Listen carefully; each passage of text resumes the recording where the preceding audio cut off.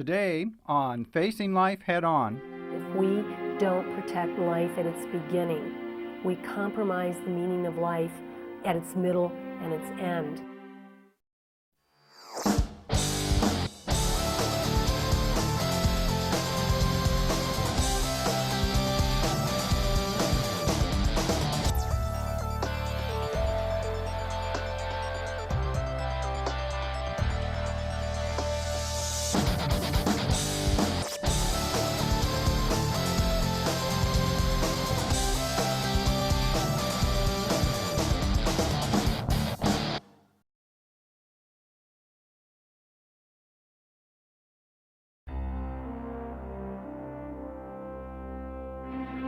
The battle to protect innocent human life takes courage and fierce determination. Meet the pro-life superstars who are stepping up to the plate. Where does your pro-life passion come from? We know that it's very strong, but give us some of your personal perspective. I have met many women who have had abortions. They are the co-victims, and that motivates you perhaps more than anything else. It certainly springs from a faith perspective that I have, but it also springs from my sense as a conservative of what is most important for us to protect to ensure the continued vitality of our way of life. My mother actually, when I was about a senior in high school, decided that maybe we should go up to the State House and air our views to the state legislators that we did not want to have abortions legal in Ohio. So it's something that has been with me since the time I was a very young adult. I was raised Catholic and Catholic now, and the nuns told us that you should protect all innocent human life, and it stuck with me. It comes from studying the issue, but more what it comes from is a conviction of being in this job for a period of time and looking around and knowing I'm not here forever. So it really came as a practical answer of limited amount of time, where can I best invest it, and this is one of the key areas. In your career as a senator, what would you say is your greatest accomplishment for unborn children? Maybe just the last one that took place on the bioethics debate, getting a ban on fetal farming that bans the practice of creating human life, growing it, and then harvesting its spare parts. The issue of championing to stop the production of RU-486 in the United States, this abortion pill, in addition to killing babies, is also killing women. Having been able to be a small part of battling to uphold the President's veto on the floor of the House of Representatives, that we would not use federal tax dollars to destroy human embryos. I'd say the most significant is probably the ban on partial birth abortion, and I've been honored to be the principal sponsor of that legislation. What's it like to be a solidly pro-life senator in this environment today on the Hill? Well, you get a lot of battling because it's the toughest social issue we have of the day. Well, you know the mainstream media in general is not going to be on your side, but the thing that's so great about being pro-life is you know you're right. I was pleasantly surprised to find how many men and women serve in Congress on Capitol Hill every day, Republicans and Democrats, who cherish life, who cherish their faith, and that sometimes when I'm back in Indiana, I tell people that the best kept secret in the United States is that the overwhelming majority of people who serve in Congress are good, decent, honest, hard-working, God-fearing people that try and come into the Capitol every day and do the right thing. So it hasn't been that difficult. As a pro-life congresswoman on Capitol Hill, you bring with you added credibility when you speak out on the issue of abortion regarding how it affects women's lives and health, psychologically and physically. What's it been like for you as a pro-life congresswoman here on the Hill? Well, it's actually been very rewarding because you're right, Brad, I do bring a credibility to the table. We are the folks that do carry the child. And when you hear the argument that because we carry the child, we have a choice in the decision-making of whether the child should live or not, is a totally bogus argument. The choice was made to enter into the relationship that created the child. That's where the choice ended and the responsibility of having that baby began. And as a woman, I can bring that perspective to the table in such a stronger position than a man, because I'm the one that has the opportunity to carry that baby. And I'm very, very proud to be able to do that here on the Hill. When we return, the pro-life superstars talk about their finest accomplishments. Because of what we've done in Roe versus Wade and other laws, we need justices that will stand for that point of view.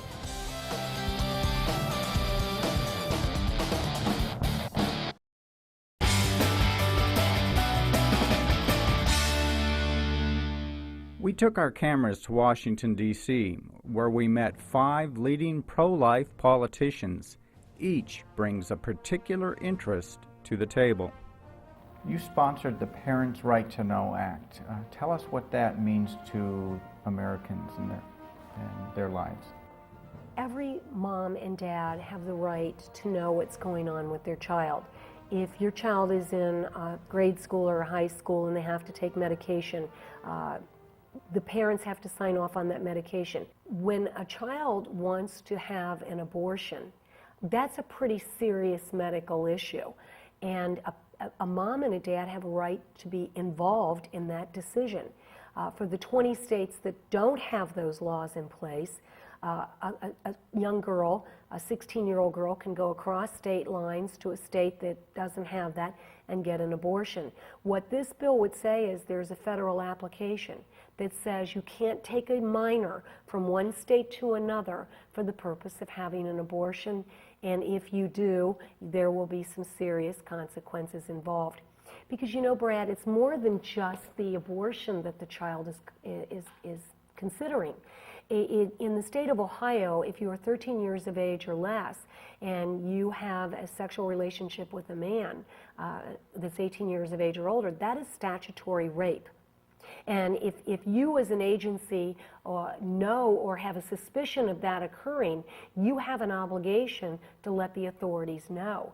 And yet, when you can take a child across state lines that is 13 years of age, look at the host of violations of state laws that you could have happen in the state of Ohio.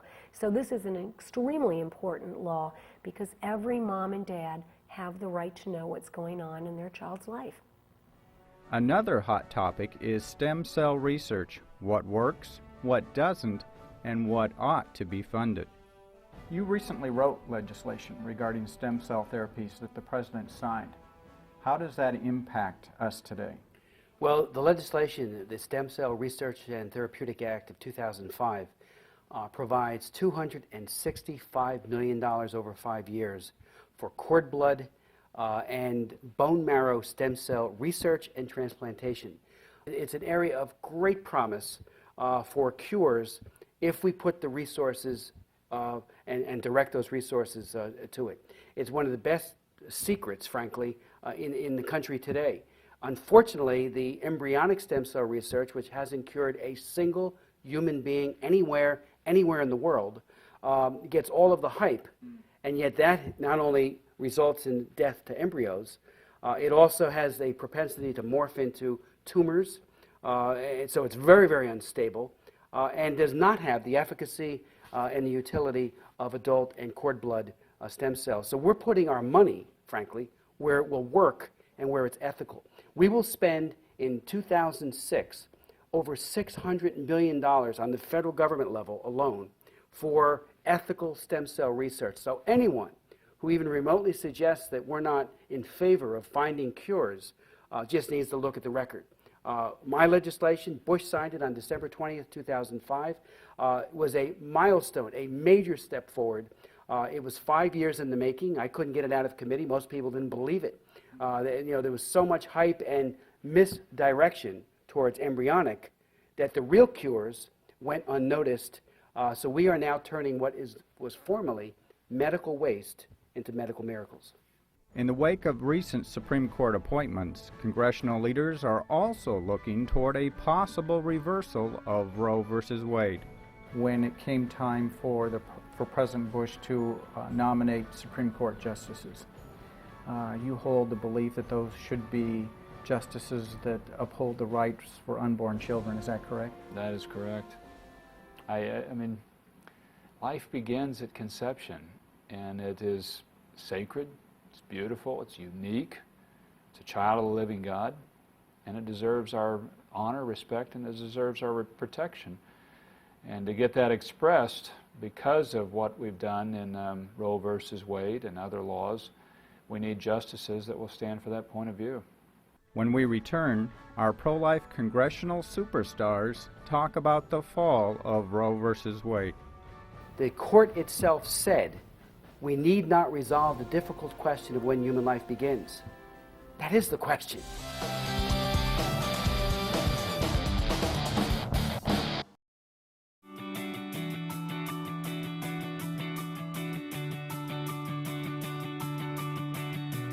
Whether you're a student needing answers, a parent needing help, or a concerned citizen wanting to make a difference, Life Issues Institute has the resources you need to put your values into action. Life Issues Institute is an international educational organization committed to protecting innocent human life. Life Issues Institute knows what it takes. That's why millions throughout the world turn here for help. Life Issues Institute has authored more pro-life publications than any other entity in the world, and its materials are printed in over 30 languages. Radio broadcasts, newsletters, and a website filled to the brim with the answers you're looking for are just a click away. Go to facinglife.tv and click on the link to Life Issues Institute to find out more about how you can change the heart of a nation.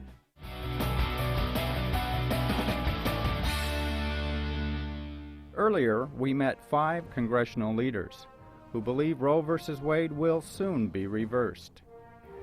It's believed that we're very close to reversing Roe versus Wade. One more pro-life vote on the Supreme Court is expected to enable them to reverse Roe. What do you think Congress should be working on legislatively at this particular time?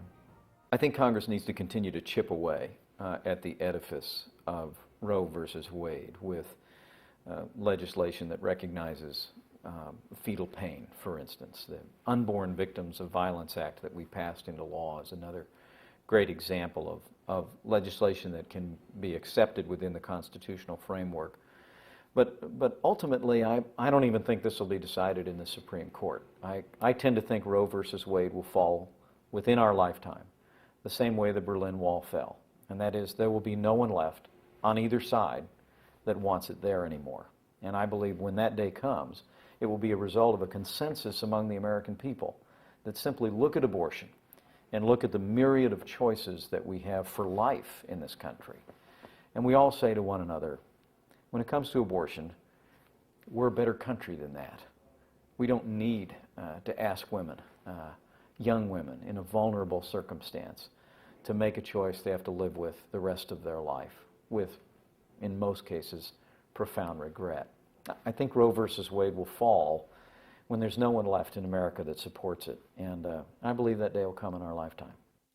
In the meantime, Congressman Steve Chabot is doing his part to debunk common myths about Roe versus Wade and the abortion it permits. Now, a few months ago, you held hearings on the myths and facts surrounding Roe versus Wade. How did that go?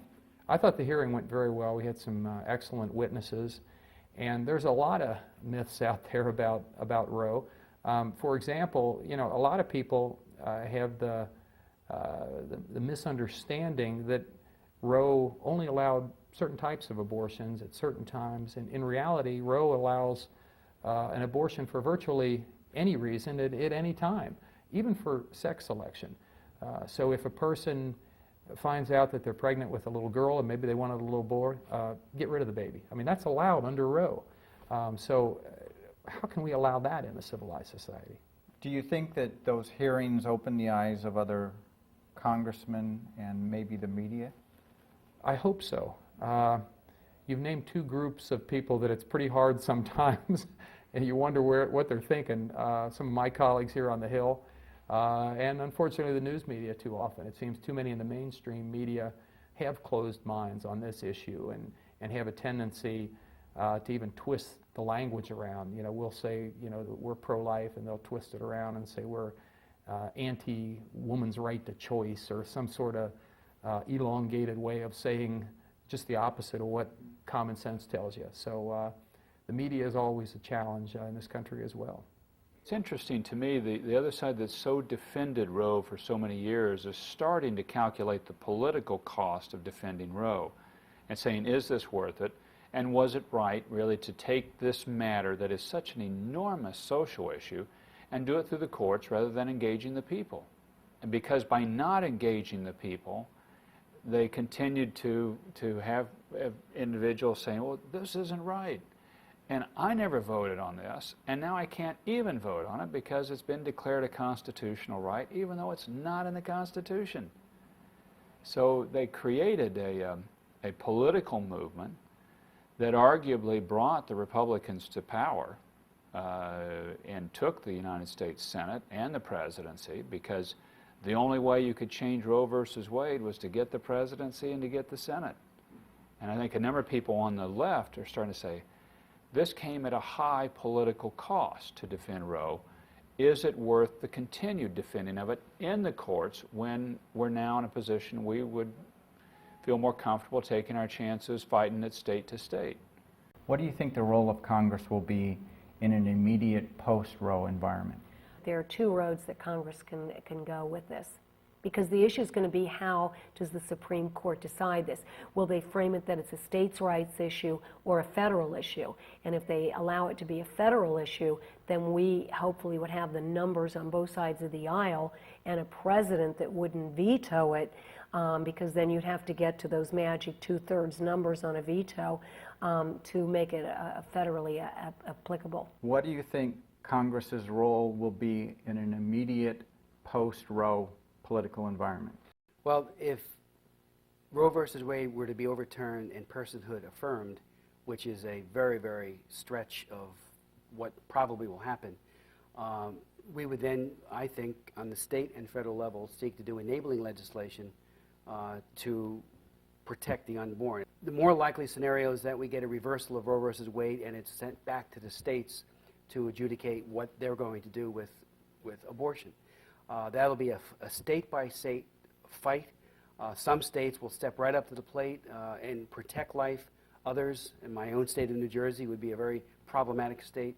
New York, California, Oregon, some of those states, I think we have a very serious uphill challenge. I believe then we need to step in with a federal